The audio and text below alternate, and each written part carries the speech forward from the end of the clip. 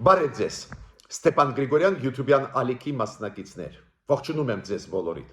այսօր մարտի 15-ն է, մենք ձեզ հետ ակտիվ աշխատում ենք, ու պետք է ձեզ ասեմ, որ այն զարգացումները, որոնք գնում են Հայաստանի հետ կապված, հայ-ադրբեջանական բանակցությունների հետ կապված, հայ-թուրքական երկխոսության հետ կապված, անչափ կարևոր են, շոշափում են բարի բուն իմաստով մեր ֆիզիկական գոյությունը։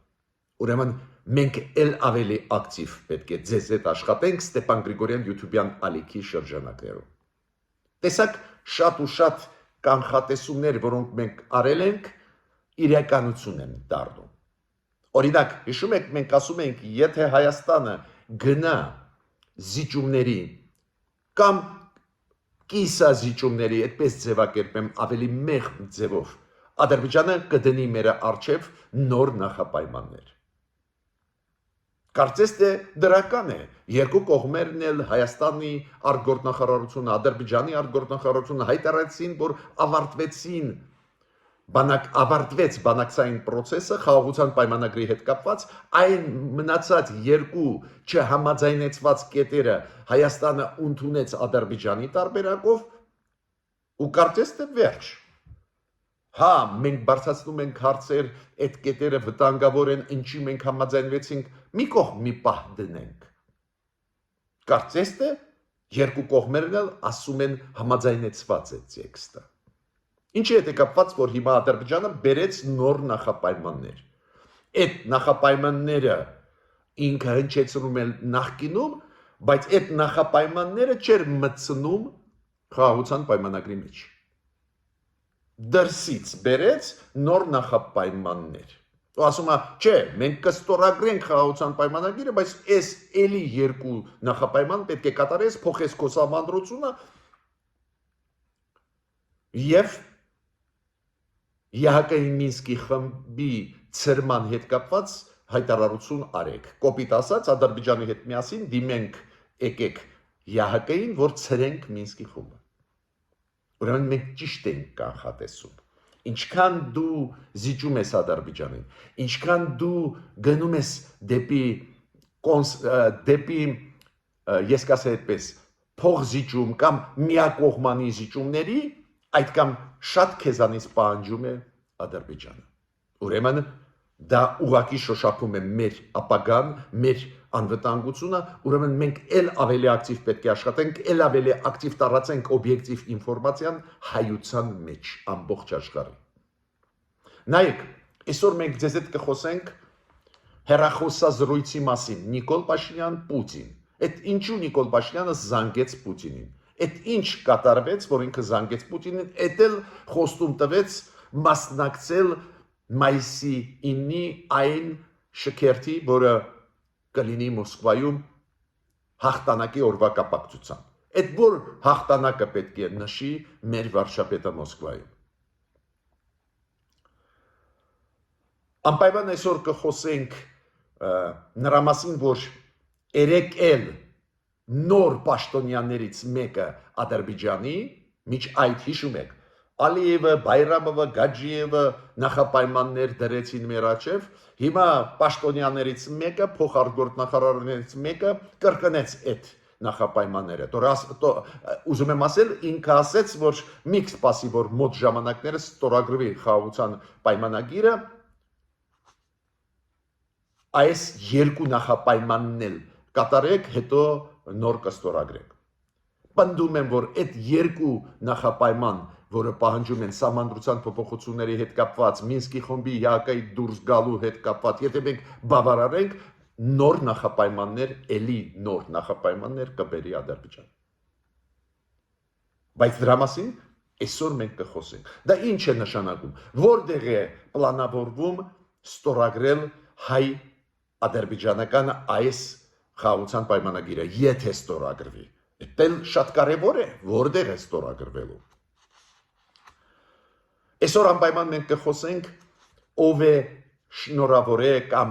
ողջուն է այս process-ը հայ-ադրբեջանական, ոնց են ողջուն է, իրոք շատ են երկրները եւ ղեկավարները երկրների եւ արտգործնախարարները, ովքեր ողջունել են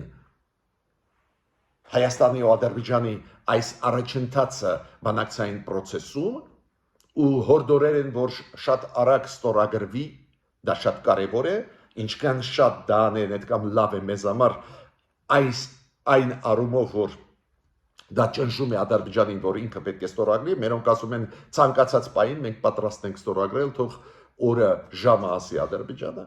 ուրեմն ճնշում է իրանց վրա կգնա, բայց ստեղել նյուանսներ կան, ով ոնց շնորհավորեց կամ ողջունեց, դրա մասին էլ մենք կխոսենք։ Այսօր մի փոքր մենք կխոսենք բարձա ռուս-ամերիկյան հարաբերությունների մասին, ռուս-ուկրաինա ամերիկյան այդ երակողմ նաև հնարավոր բանակցությունների մասին։ Ուրեմն ասելիք մենք ունենք, իդեպ ասեմ ձեզ, ուզում եմ զգուշացնել, որ շարունակում եմ ես բերել ձեզ օրինակները, ոնց են պետությունները պաշտպանում իրենց շահերը։ Այո, պետք է սովորենք, պետք է չամանչենք սովորել, ոնց պետք է պաշտպանել պետության շահերը։ Այդ օրինակները միշտ ես բերում եմ ձեզ ու կշարունակեմ ու հույսով եմ, որ կառավարության անդամները լսելով մեզ ու ես գիտեմ, որ ինձ լսում են, իրենք էլ այդ պրակտիկան ըմբռնեն, հասկանան, իմանան։ Այո, պետք է սովորենք պաշտպանել մեր շահերը։ Օրինակ, այս խաղաղության պայմանագրի հետ կապված այս երկու կետերի անհամաձայնեցված, որ մենք միակողմանի գնացինք, փաստորեն միակողմանի գնացինք զիջումների, համոզված չեմ, որ ամենալավ տարբերակն է պաշտպանել մեր շահերը։ Դուրս բերել դիտորդական առաքելությունը կամ ընդհանրապես այդ հարցը շոշափել Եվրոմիության միսիայի դիտորդական առաքելությանը դուրս բերումը սահմաններից հայ-ադրբեջանական միանշանակ կարող եմ ասել վատ գաղափար է։ Ադրբեջանը չապացուցեց մեզ, որ ագրեսիվությունը փոքրացնում է, ուղղ հակառակը նոր եւ նոր նախապայմաններ մեր առջև դրվում են։ Ուրեմն սկսում ենք մեր այսօրվա աշխատանքները, խնդրում եմ բաժանորդագրվել, կիսվել, լայքել, մենք շատ հաջող աշխատում ենք ակտիվ, շատ օգտակար մեր հասարակության համար, Հայաստանի Հանրապետության բոլոր քաղաքացիների համար, սփյուռքահայության համար, արցախահայության համար շարունակենք մեր աշխատանքը։ Ուրեմն այդ օրինակները ոնց պետությունները մեծացնում են իրենց կշիռը աշխարհում։ Թուրքիայի նախագահ Էրդողանը դիմեց եւ Ռուսաստանին եւ Ուկրաինային։ Ինքը բարձրացրեց այդ հարցը Դոնալդ Տուսկի հետ, վարչապետի հետ Անկարայում։ Պրես կոնֆերանսի ժամանակ ինքը հայտարարեց բանակցություններից հետո Լեհաստանի վարչապետի հետ, ինքը ասեց, որ ես առաջարկում եմ Ռուսաստանին եւ Ուկրաինային, որ բանակցային process-ը, եթե իրանք ուզենան բանակցել, լինի Անկարայում, Թուրքիայում։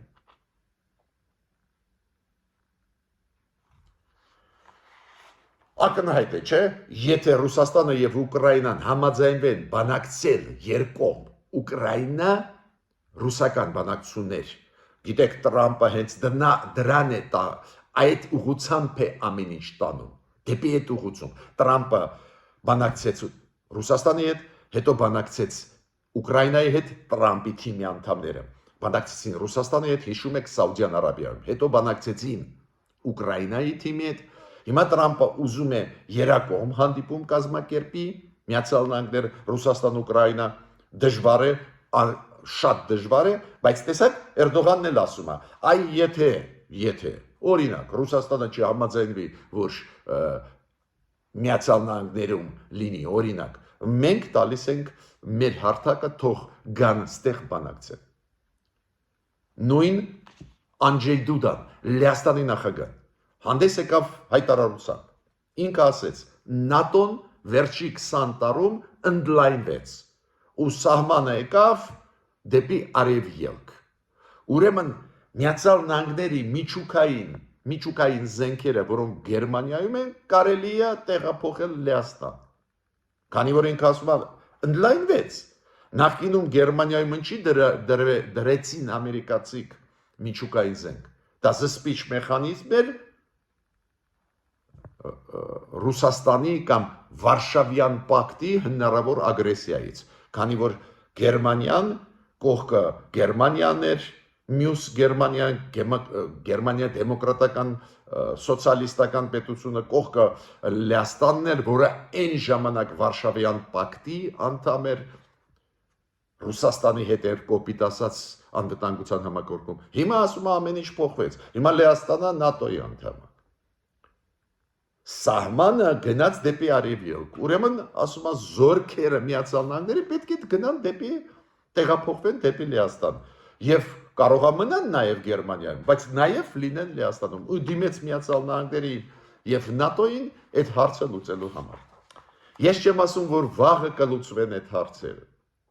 Չեմ ասում Միացյալ Նահանգները ուրախ այդ առաջարկը կընդունեն, բայց լուրջ առաջարկներ են եւ Թուրքիայի եւ Լեհաստանի այդ իմ բերածր լուրջ առաջարկներ են, իրենք բարձրացնում են հետաքրքրությունները այդ պետությունների նկատմամբ, ու այդ պետությունները այս քայլերով փորձում են իրենց պաշտպանել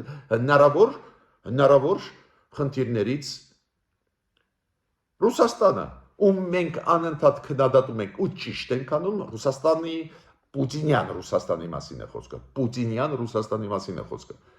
Թշնամական քաղաքականություն է վարում հայ ժողովրդի նկատմամբ ակնհայտ, բայց պետք է ճիշտը խոսանք։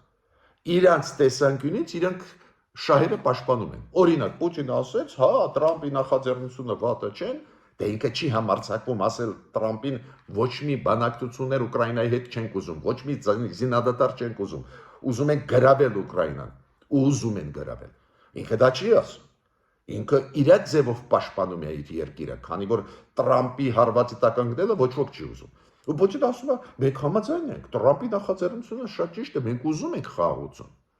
Ու համոզված են շատերը հիմա լսելով կասեք, պարոն Գրիգորյան, դե ասաց էլի, որ ուզում է։ Ոչ, հետո ստորակետ է դնում ու ասում է, բայց Ուկրաինան պետք է հրաժարվի մտնել ՆԱՏՕ անդամակցության ապագայում, հրաժարվի։ Ուկրաինան պետք է զինաթափվի, բանակից հրաժարվի։ Ուկրաինան պետք է համաձայնվի այն 4 շրջանները, որ մենք ագրեսիա կատարելով հիմա վերահսկում են, որ դառնա Ռուսաստան, ի պաշտոնե համաձայնվի։ Խաղաղապահներ եվրոպական երկրներից կամ ՆԱՏՕ երկրներից չպետք է մտնեն Ուկրաինա, եթե մենք ստորագրենք խաղաղության պայմանագիր։ Դες դնում է նախապայմաններ, որոնք ի սկզբանե լուծելի չեն։ Միտքս ինչու՞մ է։ Այո, դա էլ է ձև պաշտպանել պետության շահերը։ Ուրիշ բան է, մենք համաձայն չենք այդ քաղաքականության հետ Պուտինի, հենց ես անձամբ դա քննադատում եմ, բայց միտքը իմ կարծիքի մեջ չի, ոնց իրենք են պաշտպանում իրենց շահերը։ Մենք անընդհատ բան ենք անում։ Ինչ դեմ են տալիս, պայքարում ենք, հետո հետ ենք կանգնում։ Ի վերջո, երբ մենք խոսում ենք հետ կանչման մասին մեր հայտերի միջազգային դատարաններից, մենք առաջարկել ենք, չէ, որ նաև Ադրբեջանը հետ կանչի իր հայտերը ու այս ձևի կոմպրոմիսի գանք։ Ու ես չգիտեմ վերջնական տարբերակը որն է։ Ադրբեջանը համաձայնվեց իր հայտերը միջազգային դատարաններից հետ վերցնել կամ նոր հայտեր չներկայացնել։ Ես չգիտեմ տեքստում ոնց է դա ֆիքսված։ Հիմա Իսրայելը մի քանի հարված հասցրեց Դամասկոսին։ Դուք գիտեք,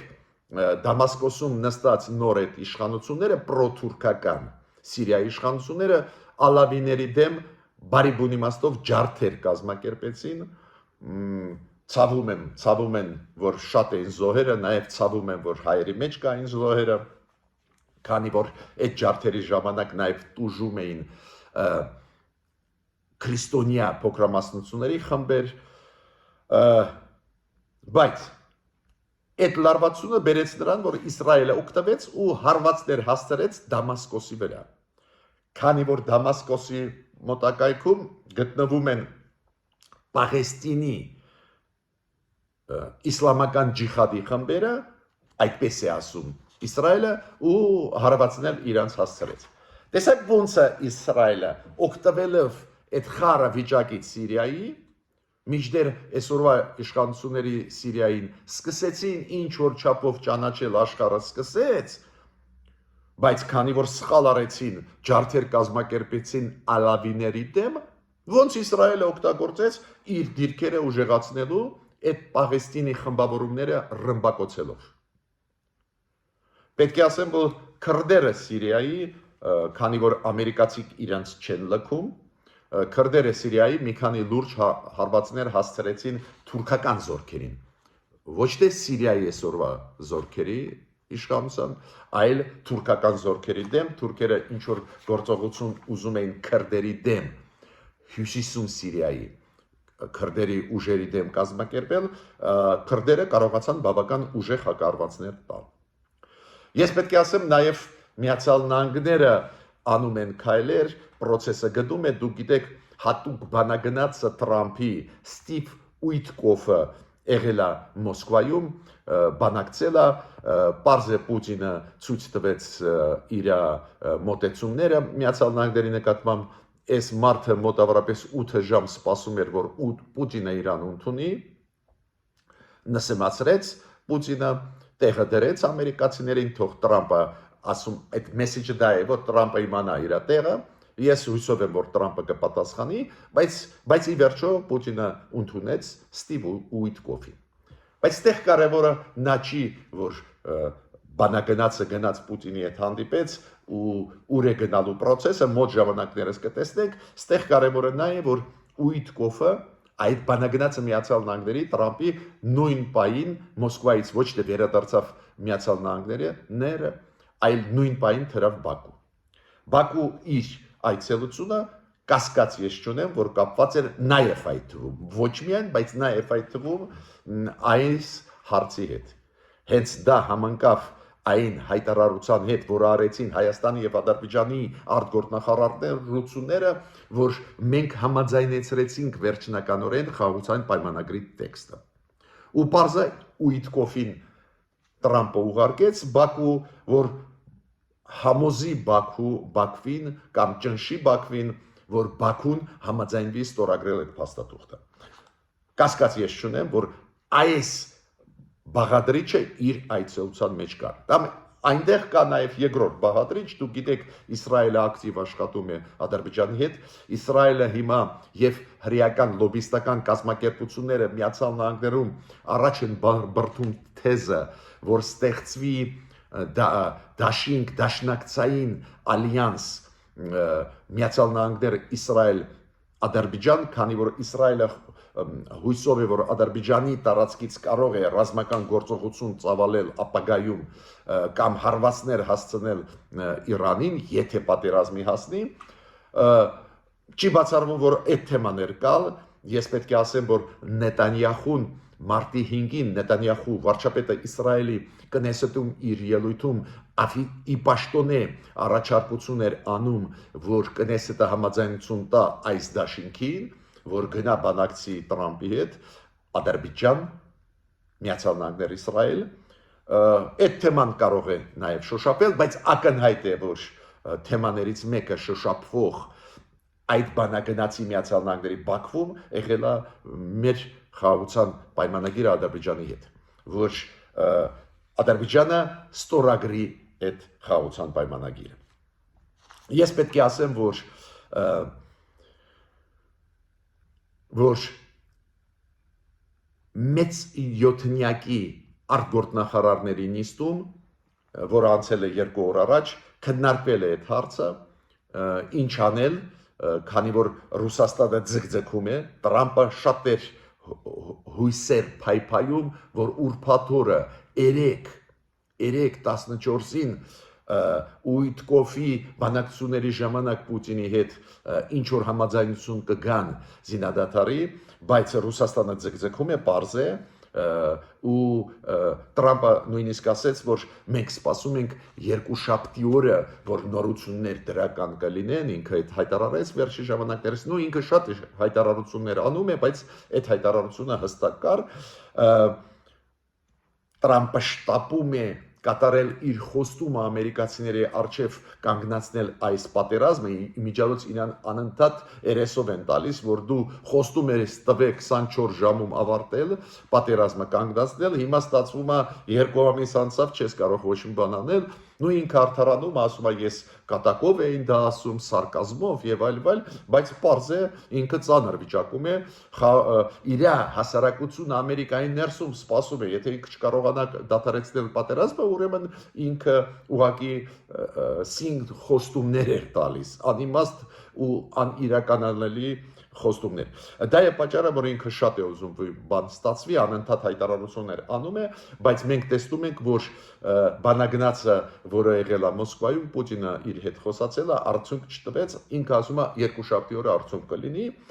բայց ես տեղ պետք է ասեմ, որ պարզ է Միացյալ Նահանգները ունեն լծակներ ազդելու Ռուսաստանի վրա, ուժեղացնելու ճնշումը, ու լծակներից մեկը հենց այդ մեծ 7-նյակի դեմոկրատական երկրների, ամենազարգացած աշխարհի 7 երկրների, դուք գիտեք Միացյալ Նահանգներ, Մեծ Բրիտանիա, Ֆրանսիա, Գերմանիա,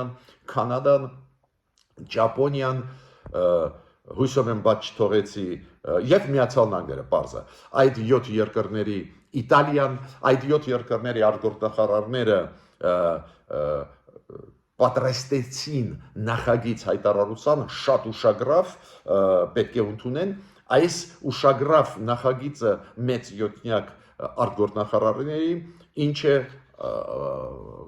ինչ է իր մեջ պարունակում։ Առաջինը կոչ է արվում Ռուսաստանին դադար տալ ռազմական գործողությունները, համաձայնել զինադադարի 30 օրով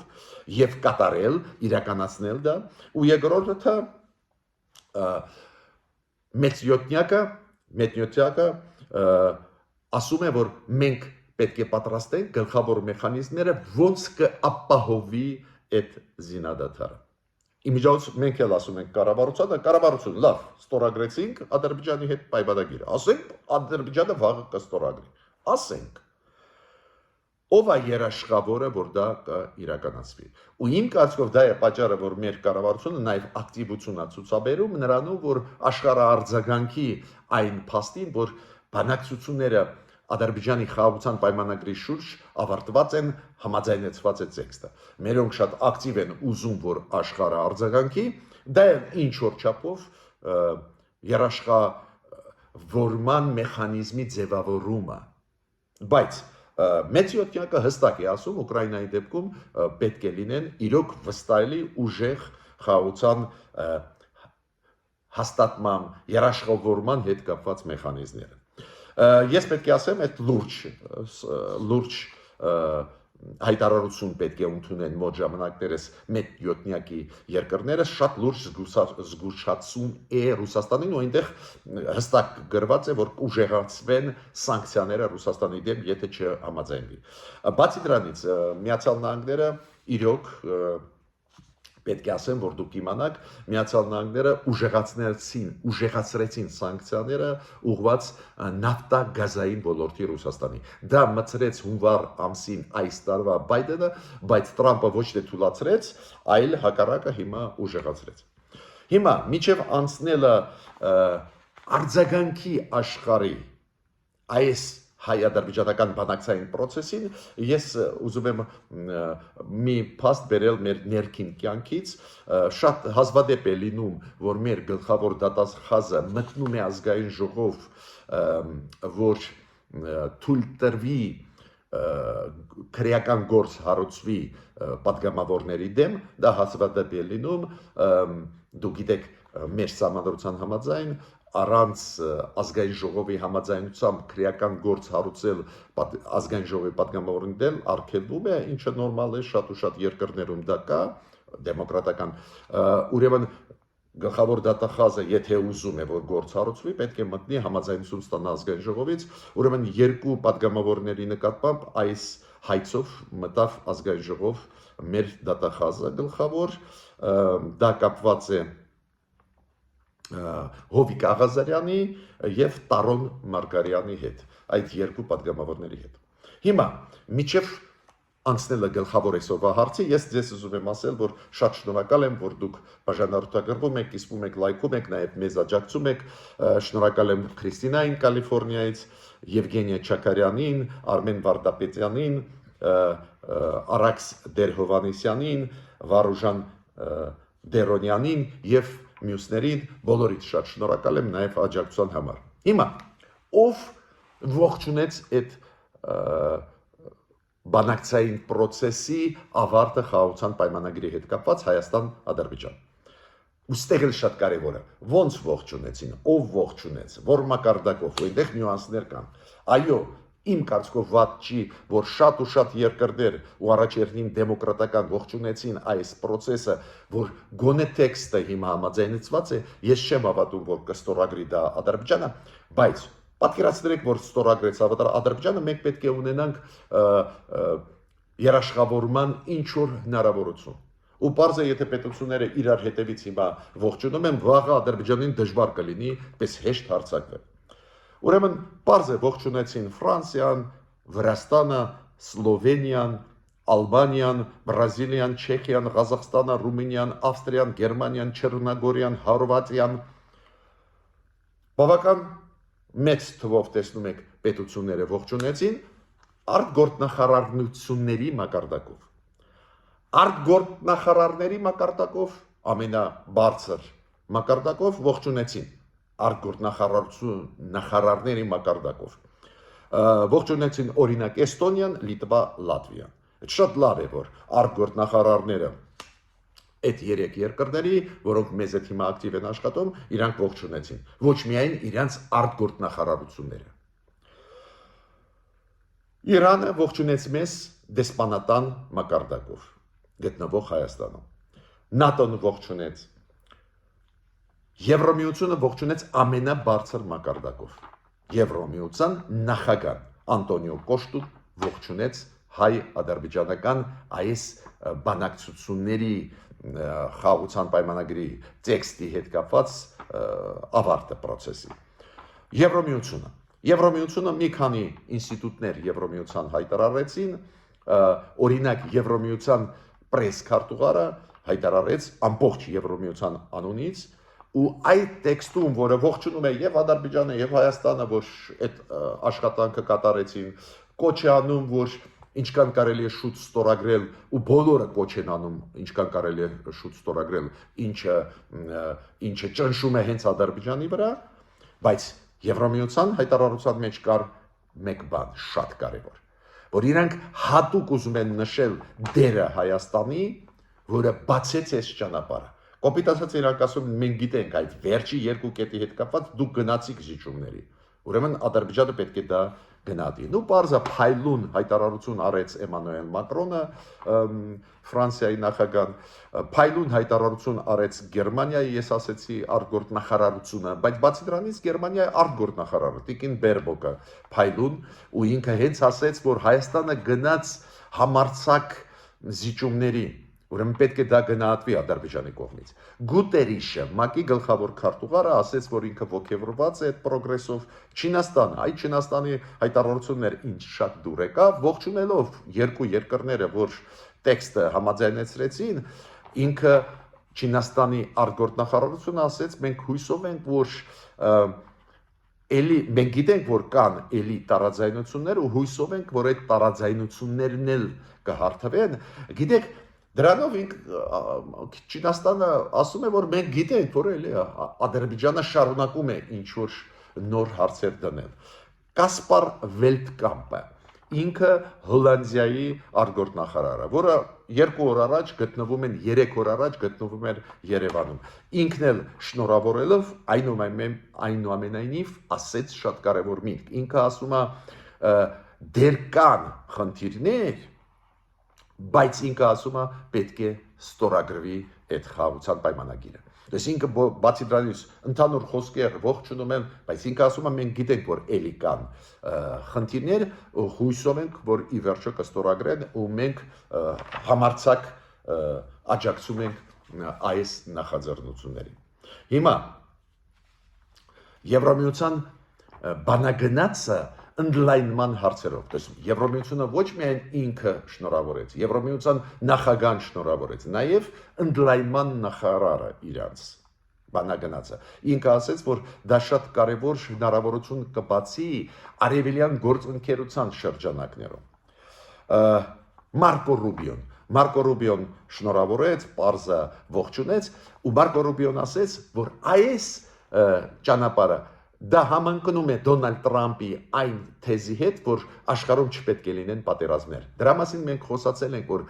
Դոնալդ Տրամպի այդ քաղաքականությունը չպետք է պատերազմ լինի, ի օգուտ մեզ է, պետք է մենք շարքենք, մենք անընդհատ դրա մասին ասենք, բայց Ռուբիոն հիմա ասեց։ Ռուբիոն ասել դա ինչ է նշանակում, ես հիմա թարգմանում եմ ձեզ նորմալ լեզվի վրա, մարդկային։ Դիվանագիտական ձևակերպումը, որ դա համընկնում է Տրամպի քաղաքականության հետ, որ մենք ապրենք ավելի խաղաղ աշխարհում, դա նշանակում է Ալիև դու չես կարող պատերազմ սկսել։ Այս գնահատական այդ հայտարարությունների անչափ կարևոր է, որ մենք հայերս հասկանանք եւ Սփյուռք հայությունում եւ Հայաստանում։ Ու շատ կարևոր է ել ավելի, որ հասկանան նաեւ մեր կառավարությունում։ Մյուսը Մարկո Ռուբիոն ասեց, եւ կողմերը պետք է ստանձնեն պարտավորություն եւ ստորագրել եւ վավերացնել այս փաստաթուղթը։ Դա էլ շատ կարևոր է։ Դες ինքը գիտի, որ մենք գիտենք, ինքը ասում է, որ ինչ որ էլի խոչընդոտ կան, ուրեմն պետք է ստանձնեն պարտավորություն։ Շատ ծիծաղելի հայտարարություն արեց ՀԱՊԿ-ը, ողջունեց, բայց գիտեք ՀԱՊԿ-ը ինչ ասեց։ ՀԱՊԿ-ը ողջունեց այդ փաստաթուղթը ստորագրված, կներեք, համաձայնեցված Հայաստանի եւ Ադրբեջանի միջև, որը Ադրբեջանը չի ուզում ստորագրել, համաձայնեցրեց, բայց չի ուզում ստորագրել, ՀԱՊԿ-ը ասում է ՀԱՊԿ-ի համար խաղաղությունը Հարավային Կովկասում ունի շատ կարևոր դեր, քանի որ դա գոտի է, ՀԱՊԿ-ի պատասխանատվության գոտի է։ Պատկերացնում եք, չէ՞, ոչ Վրաստանը, ոչ Ադրբեջանը ՀԱՊԿ-ի անդամ չեն։ Հայաստանը սառեցրեց ՀԱՊԿ-ում իր անդամակցությունը, ՀԱՊԿ-ը ասում է, որ Հարավային Կովկասը իրենց գլխավորներից է ազդեցության գոտի կա, դա ազդեցության գոտի է իրաց համար, ծիծաղելի ուղղակի։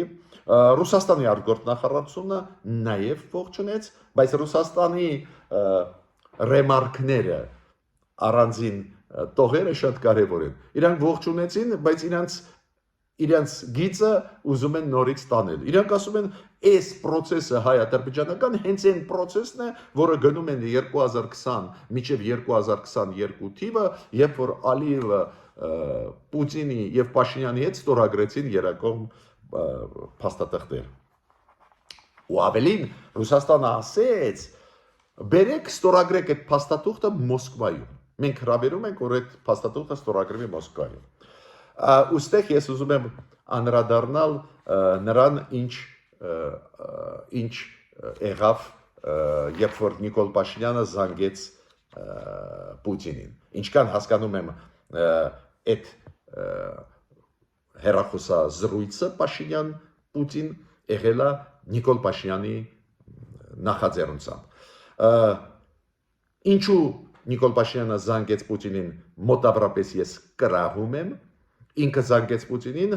համոզելու, որ ինքը Պուտինը համոզի Ալիևին, որ ստորագրի, քանի որ Նիկոլ Փաշինյանը հասկանում է, Ռուսաստանը դեմ է, որ խաղաղություն հաստատվի Ադրբեջանի հետ, Ռուսաստանը ուզում է Սյունիքի ճանապարհները վերահսկի, խլի մեզանից, ու պարզը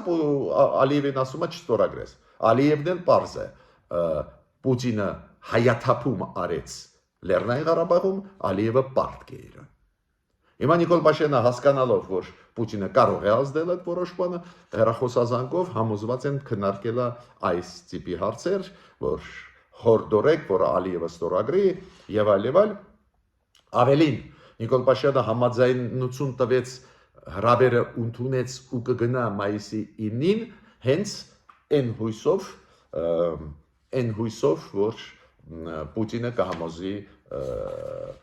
Ալիևին։ Իզուր, եթե այդպես է, այդ իմ ենթադրությունն է, եթե դա էր պատճառը, որ Նիկոլ Փաշինյանը զանգեց Պուտինին, համոզելու համար, որ Պուտինը համոզի Ալիևին, որ ինքը ստորագրի, իզուր, քանի որ Պուտինի քաղաքականությունը նույնիսկ Դոնալդ Տրամպի ճնշման տակ չի փոխվում, այդ էլ Հայաստանի ճնշման տակ չի էլ փոխվի։ Իմիջիայլոց շատ հետաքրքիր արձագանք տվեց։ Հա, ու պարզ է, որ չի բացառվում, որ ստեղ քննարկվել է հարցը Պուտինի եւ Փաշինյանի միջև, որտեղ պետք է այդ փաստաթուղթը ստորագրվի, նույնիսկ ես չեմ բացառում, որ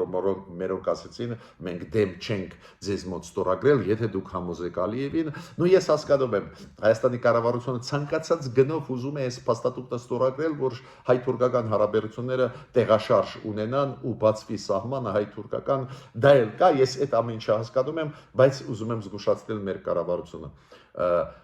Պուտինը եւ Ալիևը չեն փոխի իրանց քաղաքականությունը։ Իրանք միջև վերջ բոլոր նախապայմանները կկորզեն մեզանից, եթե այդպես շարունակվի։ Շատ լավ արձագանք տվեց Շվեդիայի պատգամավոր Էրիկ Հելսբորնը։ Ինքը ասեց Ադրբեջանը սպառնում է Հայաստանին, զարմանալի է, Ադրբեջանը ասում է, որ Հայաստանը ուզում է հարձակվել Ադրբեջանին, դա նշանակում է, որ Ադրբեջանը պատրաստվում է հարձակվել Հայաստանի վրա։ Ադրբեջանի մեղադրանքները Հայաստանի նկատմամբ, որ իբր Հայաստանը ռևանշի է գնում, դա նշանակում է, որ Ադրբեջանը պատերազմի պատրաստվում է։ Բայց ես պետք է շատ կարևոր միտք հիմա ասեմ։ Ուրեմն Էլնուր Մամեդովը փոխարտգործնախարար Ադրբեջանի երեք հայտարարեց, որ Ադրբեջանը չի ստորագրի այդ փաստաթուղթը, մինչև Հայաստանը չանի երկու քայլ։ Հրաժարվի Մինսկի խմբից ԵՀԿ-ի, Հայաստանը պետք է հրաժարվի եւ Հայաստանը պետք է փոխի իր սահմանադրությունը։ Այդ շատ կարեւոր հայտարարություն է։ Դուք կարող եք ասել ոնց, դե նույնը ասեց Ալիևը, շատ կարեւոր է, քանի որ երեք մեծ աղմուկ էր, ամբողջ աշխարհը ողջունում է դա, ամբողջ աշխարհը ասում է Ադրբեջանին ստորագրի փաստաթուղթը, այդ պատասխանն է ամբողջ աշխարհի։ Մենք չենք ստորագրի այդ փաստաթուղթը, Հայաստանը պետք է ելի զիջումների գնա։ Նու Ալիևը իր ելույթում այդ Բաքվի գլոբալ ֆորումում ասեց, որ միջև ամռանը ժամանակ տալիս է Հայաստան։ Ես պետք է ասեմ, որ նաև Արարատ Միրզոյանը երեք ազգային ժողովում ինչ որ բացատրություններ տալիս էր Արարատ Միրզոյանը, որ մենք չենք հրաժարվի Մինսկի խմբից, միջև չստորագրի Ադրբեջանը, եթե ստորագրի Ադրբեջանը այդ փաստաթուղթը մենք Մինսկի խմբից կհրաժարվենք, ես հիմա նույնիսկ չեմ ուզում քննարկել այդ հարցը, սխալ է թե չէ հրաժարվել Մինսկի խմբից, նույնիսկ եթե Ադրբեջանը ստորագրի խաղաղության պայմանագիրը։ Նույնիսկ չեմ ուզում հիմա քննարկել։ Ես ունեմ իմ կարծիքը, հետո ձեզ կասեմ, հիմա ինձ համար կարևորը նա է։ Մեր իշխանությունները պետք է հասկանան, որ այդպես գնալ անընդհատ զիջումների, առանձին դեպքերում միակողմանի զիջումների, առանձին դեպքերում փոխադարձ զիջումներ են, բայց առանձին դեպքերում միակողմանի կբերի իրոք լուրջ հետևանքների մեզ համար, քանի որ մենք տեսնում ենք ու ես տեսնում եմ, որ Ադրբեջանը կանգ չի առնում։ Միջ նոր հանդիպումներ